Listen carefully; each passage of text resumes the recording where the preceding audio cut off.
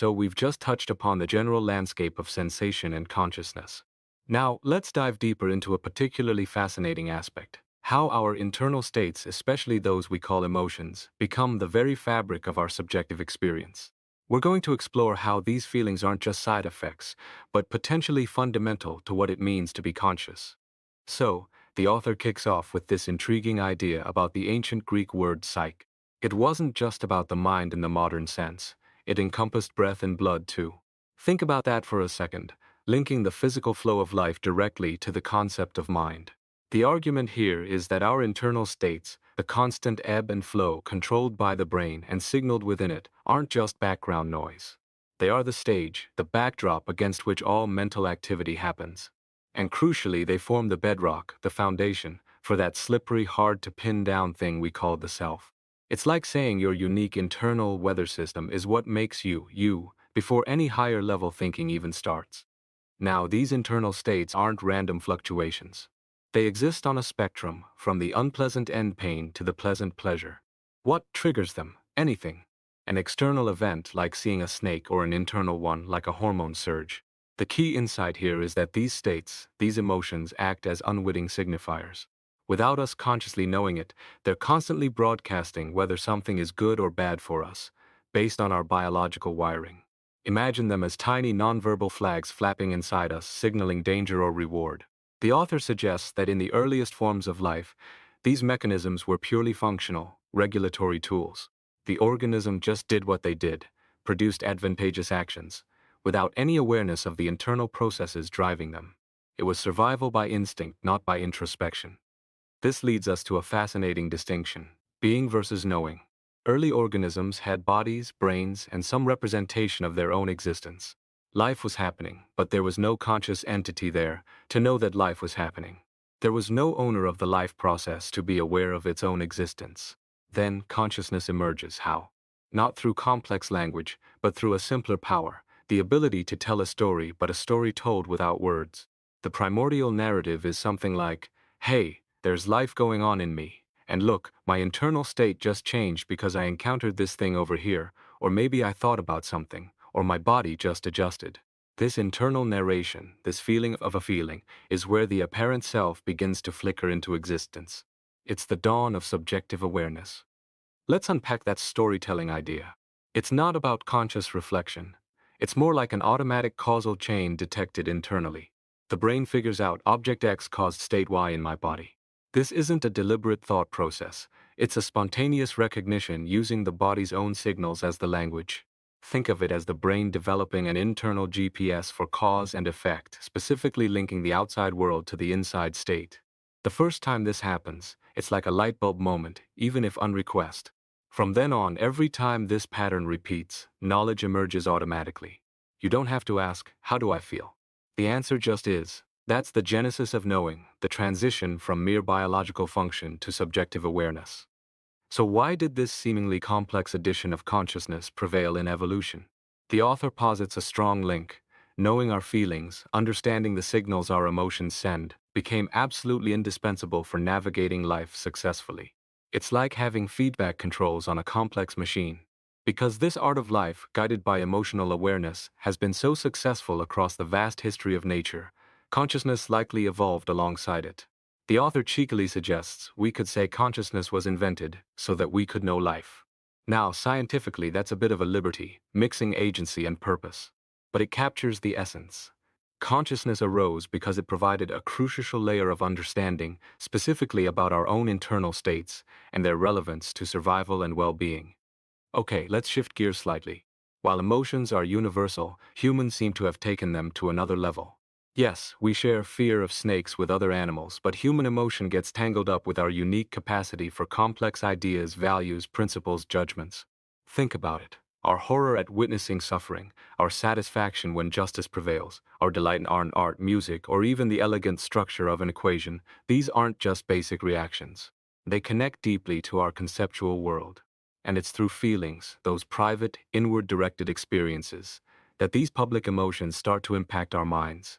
But here's the kicker. For these feelings to have a full, lasting impact, consciousness is needed. Only when we have a sense of self, a who to whom the feeling belongs, can we truly know and be shaped by our feelings. Now, this brings us to a potential sticking point. If feeling implies being aware of it, how can we possibly have feelings we don't consciously know about? The author argues boldly that we can. An organism might run the entire neural and mental program associated with what we'd call a feeling, without ever having conscious access to that state. It sounds counterintuitive, partly because we usually are aware of our feelings. But consider moments when you suddenly realize you're anxious or relaxed. The feeling must have been building up subconsciously before that moment of awareness hit. This suggests that the feeling existed, biologically, even before consciousness tagged it. The author wants to break down this complex process into manageable stages to understand it better. To tackle this complexity, the author proposes a three-stage model, like steps on a ladder leading towards conscious awareness. First, there's the state of emotion. This is the raw biological response, the cascade of neural and physiological changes triggered by something. Crucially, this can happen non-consciously. Think of a reflex or even a conditioned response. Second, there's the state of feeling. This is the subjective, private experience corresponding to the emotion. The brain represents this state, but again, potentially without conscious access. It's the internal correlate of the emotion.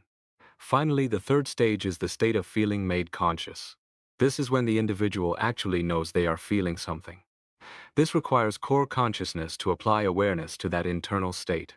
So emotions can trigger feeling, and feeling can occur, but only the final step involves conscious knowing. Why bother with this distinction? Well, separating these stages helps us dissect the underlying neural machinery. It also opens the door to considering non-human animals. Maybe creatures with obvious emotions, like dogs or elephants, form these internal feeling representations without ever becoming consciously aware of them. But here's the critical link back to consciousness. For feelings to have consequences beyond the immediate moment, for them to shape our thoughts, decisions, and long-term behavior, consciousness must be present. The feeling needs to be known to influence the knower. This connection between feelings and consciousness, and how it shapes our lives, hasn't gotten the attention it deserves, perhaps due to historical biases in studying emotion itself. Emotions likely evolved first, running largely below the radar, while feelings, needing consciousness, became the drivers of our more complex, reflective lives. This connection between emotion and consciousness isn't just theoretical. There are concrete bridges. Both seem aimed squarely at survival. Think about it. Emotions drive us towards rewards and away from threats, and consciousness allows us to plan and reflect strategically for survival. Furthermore, both are deeply rooted in the representation of the body. Emotions are inherently tied to bodily states, and consciousness at its core involves awareness of our own physical existence. And here's a striking neurological clue. When consciousness is suspended, like during deep sleep or certain states of anesthesia, emotion typically goes quiet too. This suggests their underlying neural pathways might be intertwined, even if they manifest differently. Given these links, it makes perfect sense to explore the nature of emotion thoroughly before tackling consciousness head-on. Before we proceed, the author takes a brief detour into the surprisingly strange history of emotion research.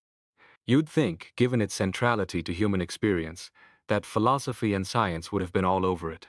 But surprisingly, no. Philosophy, despite exceptions like Hume, often sidelined emotion, seeing it as less noble than reason, something more animalistic.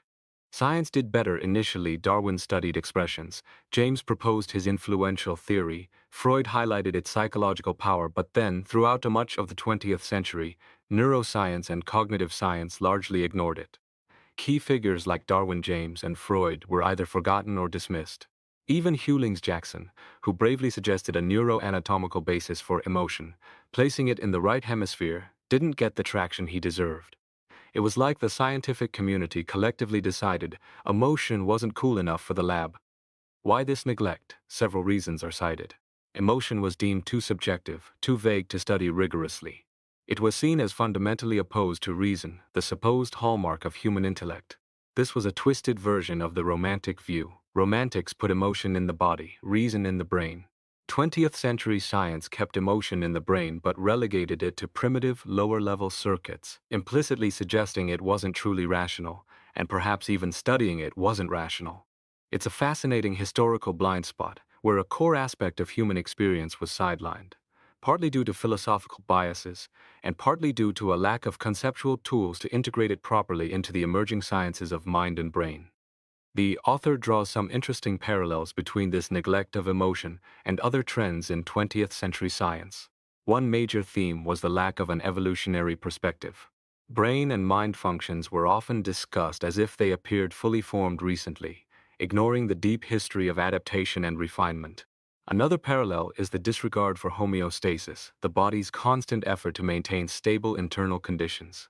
While scientists studied homeostasis extensively, its intimate connection to emotion was largely overlooked in mainstream theories of mind. Emotions are, after all, powerful regulators of homeostasis. A third parallel is the absence of a holistic view of the organism. Mind was linked to brain, but the brain was often treated as separate from the body, ignoring the integrated living system. Pioneers like Bertalanffy or Goldstein talked about the whole organism, but their ideas didn't permeate the standard fields. It's like studying the engine without considering the car it's in. Thankfully, the tide has turned. In recent decades, both neuroscience and cognitive neuroscience have finally embraced emotion as a central topic. A new generation of researchers is dedicated to understanding it. And importantly, the old dichotomy between reason and emotion is being seriously questioned. The author presents his own work here, the somatic marker hypothesis, as evidence for this integration. The core idea is that emotion isn't just noise, it's integral to reasoning and decision-making. How did they come up with this? By studying patients with specific brain damage, particularly in the prefrontal cortex and right parietal regions.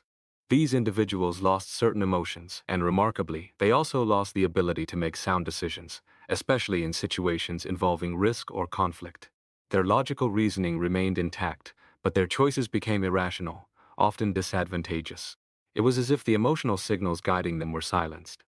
Does this mean emotions replace reason? Absolutely not. Nor does it mean that having no emotions is ideal. The findings strongly suggest that a selective reduction in emotion is just as damaging to rationality as excessive emotion. Reason doesn't seem to benefit from operating in a vacuum devoid of emotional input. Instead, emotion appears to function as a support system for reason. Especially when dealing with personal or social dilemmas involving risk and uncertainty, emotions seem to provide crucial guidance. Perhaps they act like a filter, highlighting potential pitfalls or opportunities, pointing reason towards the most efficient operating space for decision-making. In essence, emotion embodies the logic of survival, providing the affective weight necessary for effective navigation of the world, complementing rather than contradicting reason. Let's circle back to the distinction between emotion and feeling. Emotion is the outward show, the observable responses, the actions. Feeling is the inner experience, the private mental state. You can see someone smile, that's emotion. You can only know if you're smiling because you feel happy, that's feeling. Importantly, the basic machinery for emotion doesn't need consciousness to operate. You can have an emotional reaction, even display it, without being consciously aware of why you're reacting, or even that you're reacting. The author even speculates that a feeling could arise and pass without ever entering conscious awareness. Of course, in humans today, we live in a state where emotions and feelings are typically experienced within consciousness. Our lives are woven with cycles of feeling, knowing, and acting, creating a rich tapestry of experience. Now, how do we know this non-conscious emotion stuff isn't just speculation? The author presents a compelling case study, David. David had severe amnesia due to hippocampal damage and also significant amygdala damage. He couldn't learn new facts, recognize people, places, or words, and had no memory of past interactions. Yet, staff noticed he consistently preferred certain people and avoided others. Intrigued, the author designed the good guy bad guy experiment. Over 5 days, David interacted with 3 different people. One extremely pleasant and rewarding, one neutral, and one deliberately unpleasant and boring. Afterward, David was shown photos of these 3 individuals and asked who he'd go to for help. He chose the good guy over 80% of the time. Chance would be 25%. But when asked about the encounters, David had absolutely no recollection of meeting them. No conscious memory, no recognition. What does this David experiment tell us? First, David's choice wasn't based on conscious reasoning or memory. He had no idea why he preferred the good guy or rejected the bad guy. It was a non-conscious preference. This strongly suggests that emotions were induced during the interactions, and perhaps re-induced subtly during the test, influencing his behavior without conscious awareness. Something related to the emotional value of those encounters was stored in his brain and translated into action.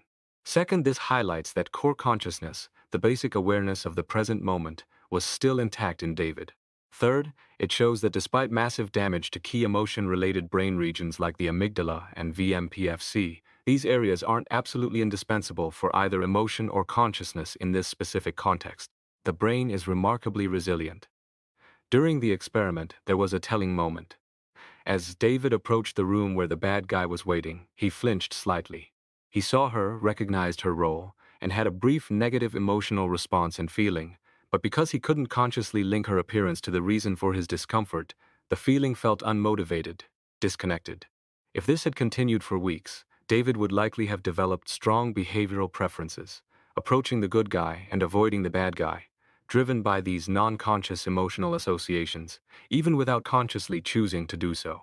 This illustrates the limits of our voluntary control over emotions. We can try to suppress expressions, maybe manage attention, but we can't easily stop the initial cascade of emotion once triggered. It explains why genuine smiles and sobs are so hard to fake. They tap into deep involuntary neural circuits. So, what exactly are we talking about when we say emotion?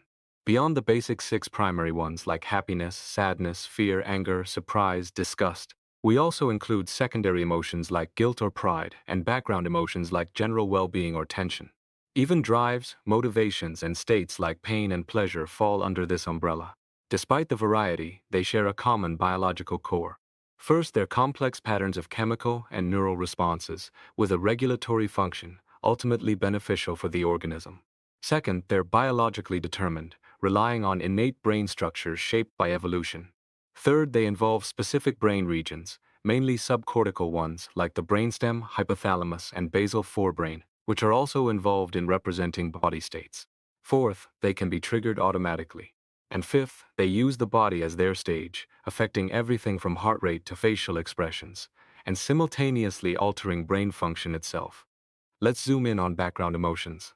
These are the subtle, ongoing feelings that color our experience without necessarily being tied to a specific event. We detect them through subtle cues: posture, movement speed, eye movements, muscle tension. Their triggers are often internal: the lingering high after exercise, the fatigue after repetitive work, the brooding tension of indecision, or the anticipatory thrill of an upcoming event. They give us a constant sense of our internal state: relaxed or tense, energetic or fatigued, well or unwell, hopeful or apprehensive.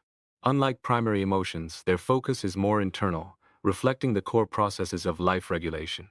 Interestingly, these background feelings seem quite resilient to brain damage affecting other emotion systems, though they appear to be compromised when core consciousness itself is impaired. Why do we even have emotions? What's their biological function? The author argues they are ancient adaptations, honed by evolution over millennia, part of our bioregulatory toolkit for survival. This is why expressions of basic emotions are so universally recognizable across cultures. The similarity is striking. Emotions serve two main functions. First, they produce a specific reaction to a situation: fight, flight, freeze, or engage in pleasurable behavior. Second, they regulate the internal state of the organism to prepare for that reaction. Think about the flight response: increased blood flow to the legs, heightened alertness. Evolution has created these exquisite matches between stimuli and responses. For certain threats or rewards, evolution has wired us with a matching emotional answer. This is why we can predict with reasonable accuracy that certain things will make us happy or scared. Emotions are not a luxury, they are essential parts of our survival machinery. Where do emotions fit in the grand scheme of life regulation? Imagine a hierarchy. At the top you have high reason, complex, flexible plans we formulate consciously. Below that, we have consciousness, where we become aware of our internal states, including feelings. Then comes emotions, complex but somewhat stereotyped patterns, primary, secondary, and background. And at the very bottom, basic life regulation, simple reflexes, metabolism, the biology of pain and pleasure. Emotions sit comfortably above the basic survival kit but below high reason. Yet they are deeply intertwined with survival values. They are inherently linked to reward and punishment, pleasure and pain, approach and withdrawal, advantage and disadvantage.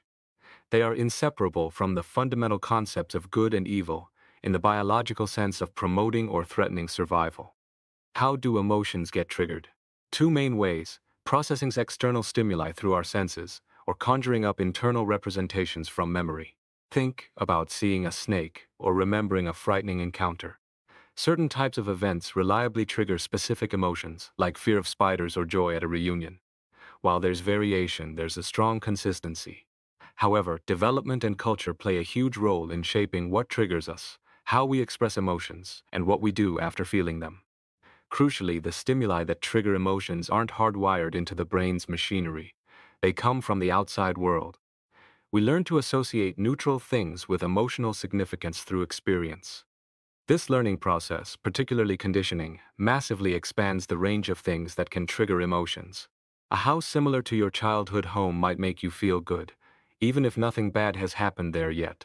Someone's face resembling someone associated with a negative event might cause discomfort. Nature didn't prescribe these responses, but we acquire them through association. This leads to an almost infinite range of potential emotional triggers. The result is that some level of emotion is almost always present when we think about ourselves or our surroundings. Every object, every situation, carries some emotional charge, however faint. This pervasive emotional coloring connects everything to our fundamental survival values: reward or punishment, good or evil. This is the natural human condition. Reason gives us the illusion of control, but ironically, reason itself relies on emotion, making its control often modest. Emotions can also be triggered indirectly, often by blocking an ongoing emotional process. Think about frustration or anger. If you're trying to get food or sex and are blocked, you don't feel angry at the food or sex itself, but at the thwarting. The anger is induced by the obstacle. Conversely, the sudden cessation of a negative state, like pain stopping, induces well-being. This principle of catharsis, releasing built-up negative emotion, is a classic device. Aristotle talked about it in Tragedy, the purging of fear and pity. Alfred Hitchcock mastered it, building suspense and then releasing it dramatically. Think of the iconic shower scene. The relief when the screaming stops is part of the emotional payoff.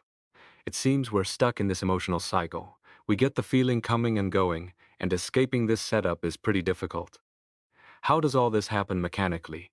Emotions involve a wide range of responses, some visible like facial expressions or a racing heart, others hidden like hormonal changes or neurotransmitter release. During an emotion, brain regions like the hypothalamus, basal forebrain, and brainstem release chemicals like monoamines, norepinephrine, serotonin, dopamine that temporarily alter the operation of many brain circuits. This affects how we think, perceive time, and feel pleasure or distress, all part of the subjective feeling. Different emotions seem to involve different brain systems. Key sites include subcortical areas like the brainstem PAG, hypothalamus and basal forebrain, and cortical areas like the anterior cingulate and ventromedial prefrontal cortex VMPFC. These brain regions aren't just involved generally, they seem specialized. Different emotions activate distinct patterns. For example, sadness consistently activates the VMPFC and hypothalamus more than anger or fear. The amygdala is a prime example of specialization. It's critical for recognizing fear in faces, learning to fear things, and expressing fear. Patient S provides dramatic evidence. She had both her amygdalae almost completely calcified. Despite this, her intelligence, memory for facts, and motor skills were normal. However, she couldn't recognize fear in others' faces, couldn't be conditioned to fear, and couldn't express fear. She also struggled with judging trustworthiness. Yet her ability to recognize and express other emotions was largely intact. She was overly trusting and forthcoming socially. This paints a powerful picture. No single emotion center, but specialized systems for different emotional patterns. So, let's walk through the whole process, from trigger to conscious feeling. Step 1. Engagement. Something happens, an object is processed, like seeing Aunt Maggie. Step 2. Brain command. Specific brain regions, part of the emotion system, send out commands via chemicals in the blood and electrochemical signals along nerves. Step 3. Global change. These commands ripple out, changing the state of the brain and the body. Muscles contract, organs adjust, neurotransmitters are released. Step 4. Feeling. The brain creates an internal image or representation of all these changes. Step 5. Consciousness applied. Core consciousness sweeps in and applies awareness to this entire package: the brain state, the body state, the feeling. Step 6. Knowing. Only at this final step do we consciously know the emotion, we feel a feeling. It's a remarkably efficient, integrated process linking the external world to our internal experience. So, wrapping up this section, we see that emotions provide the fundamental biological engine and regulatory power. Feelings translate this into our private, subjective experience. And consciousness allows us to know these feelings, integrating them into our sense of self, and enabling us to respond adaptively. Understanding this interplay between emotion, feeling, and consciousness is key to grasping the intricate dance between our minds and bodies.